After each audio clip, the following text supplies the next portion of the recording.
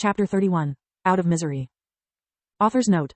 I do research my stuff, but please remember that this is a work of fiction, not a medicine textbook. If among you there is some nitpicky doctor, please be nice and cut me some slack. Enjoy your read.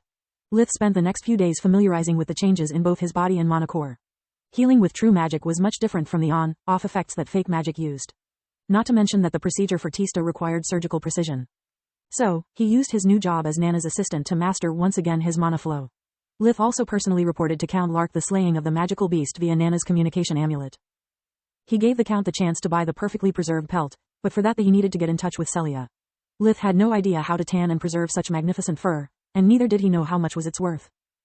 So, he had been forced to turn to the huntress for help, and Celia had accepted in exchange of 25% on the final price.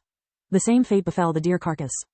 Lith's goal was to improve his relations with Count Lark, by earning merits for both of them.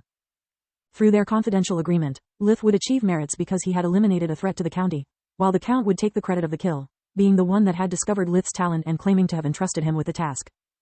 According to the law book in Lith's possession, a noble would get great fame and honors, according to how his subjects performed. While they would get merits, the noble would improve his social status and importance to the king's court, raising his chances of achieving one more title with all the lands attached to it. It was a perfect win-win situation. Lith hoped to reel in Count Lark among his official backers. Having him as a patron was not enough. Being the Count a magic enthusiast, Lith was just one of the many talented youths he was sponsoring and nothing more. Lith wanted their relationship to develop further, so when he finally could leave the village, he would have someone to rely on. If there was one thing that he had learned from Nana's story, was that a country bumpkin like him was in desperate need of someone trustworthy in an influential position. Count Lark was obviously thrilled at the idea that one of his protégés had achieved such a result. His hopes for Lith being accepted at the Lightning Griffin Academy skyrocketed. After so many failures, another success was on sight. It would further raise the Count's status in the eyes of the court. Killing a magical beast was good, but finding and developing the talent of a powerful mage was much better. Mages were the backbone of the kingdom, together with the military. After settling his business with Count Lark, Lith had Solus help him completely rethink his concept of magic. So far I used magic just like a club, to kill and hit. But Gerda and Ertu have showed me that magic, in this world, it's not fixed as in dungeons and looting.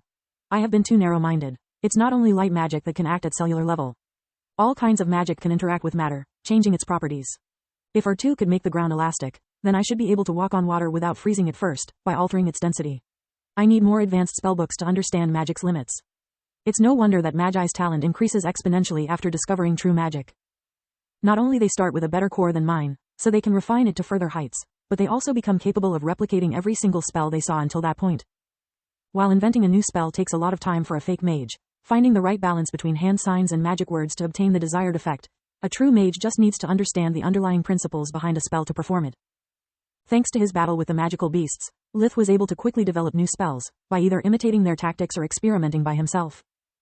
After about 2 weeks, his body, mind and mana core were perfectly in tune, so Lith asked Rena to go to the village with Tryon, giving him the opportunity to freely talk with his parents and Tista. Tryon and Lith were now in a more neutral relationship. There were no hard feelings left, but no trust either. Lith had to dumb down a lot the concepts to make them understand the risks of the procedure. He was not a doctor, but they were his parents, and Tista was their beloved daughter and his beloved sister. Lith would not proceed unless getting their informed consent, or at least the next best thing, since they understood very little of magic and nothing at all of anatomy. How sure are you about this thing? Asked Roz, holding Tista as tight as he could, like Lith was going to take her away. I'd love to tell you that everything will be alright, but I can't. I never tried something so big and complex. Tista, I worked years to develop this spell, just for you. The only thing that I can promise, is that I will give my best. I obsessed myself nights and days with it, because I want you to be free and happy like anyone else, instead of being stuck in a cage, be it your body or this house, no matter how golden we can make it. I want you to be able to run in the wind, walk in the snow. To get out of this house, to meet people, make friends, maybe someday fall in love with someone and being loved back. I will do all I can to free you from these shackles, but I can't do it without your trust and consent. Lith looked them in the eyes, one at a time, to show them his resolve and determination. Tista escaped her father's arms, hugging Lith tight. Oh, Lith, when you talk like that you sound more like Dad than a little brother. She said crying. Of course I trust you. You have always been by my side, taking care of me, even when I could do nothing but stay in bed all day. You worked so hard, giving me so much. Food, clothes, you even invented the rocking chair for me, as actually a swing. See Chap 17 for more details. Mom, Dad, I want to do it. Whatever happens, I could never regret having trust in my little brother. Without saying a word, Roz and Alina joined her in the embrace, all of them sobbing together, even Lith, so fond of their bond and so scared to lose one of them at the same time. After Lith calmed down, he could finally start. On paper, the treatment was simple. By using Invigoration's real-time imaging of Tista's body, Lith would use light and dark magic in sync. Dark magic would destroy the damaged cells that composed almost half of Tista's lungs, while at the same rate light magic would enhance the healthy cells' ability to multiply, instantly replacing the lost organ tissue. But even with his limited knowledge in medicine, Lith could see many underlying problems. The destroyed cells would release toxins and impurities in Tista's system, and if they accumulated too much she could die of shock or organ failure. Also, regenerating a vital organ like the lungs was a delicate process that would consume lots of her strength, and she hadn't much to begin with. So Lith had decided to take things slow, treating only a minimal part of her lungs to begin with. Then he would use his control over her mana flow to expel from her body all toxins and impurities the dead tissue would release, and give her some time to recover before attempting another session. During all the process, he took care of her eating and resting properly, to the point that Lith skipped hunting and magic training, only keeping his job with Nana to have a steady source of income while Tista was resting. The whole procedure took over a month, but thanks to all his painstakingly efforts and meticulous bordering anal retentive preparations, everything went well. In some respects, even too well. After the treatment, Tista's mana core had gone from light orange to yellow, and according to Solus, it kept evolving over time. Seems your sister was quite talented, but her illness prevented her core from properly grow. That's good, Lith nodded. As soon as she completely recovers, I can bring her to Nana to learn magic. That way she will be able to learn a trade and achieve a social status on her own. What comes next depends entirely on her. Won't you teach her true magic? That would be idiotic. She is just 10 years old. If there's really some sort of global conspiracy and control over magic, that would mean putting her in danger. She deserves to finally have some fun, to live instead of just surviving. I won't drag her into a beehive unless that's what she wants. Lith made sure that everyone in the family understood the importance of keeping Tista's recovery a secret. Lith was still a no one. If the rumor spreaded, nobles or other mages could hunt them down to get their hands on the procedure. Despite they regretted being forced to keep trying in the dark, they accepted wholeheartedly. None of them was stupid enough to endanger such a hardly achieved happiness just for bragging. Since according to Nana there was a chance for Tista of healing by herself with her growth spurt, they decided to stick with that version and claim it to be a miracle of nature.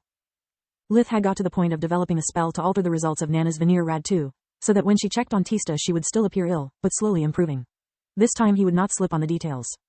Tista had to put up a facade every time Tryon was around, but she soldiered up bravely.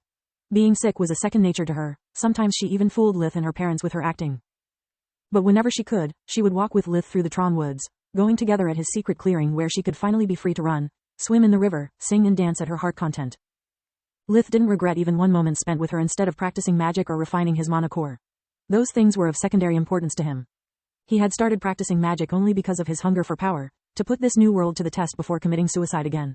But then he had fallen in love with his new family, and magic had become a tool instead of a purpose. And that purpose was laughing and jumping around, in front of his eyes. Lith couldn't and wouldn't hold his tears.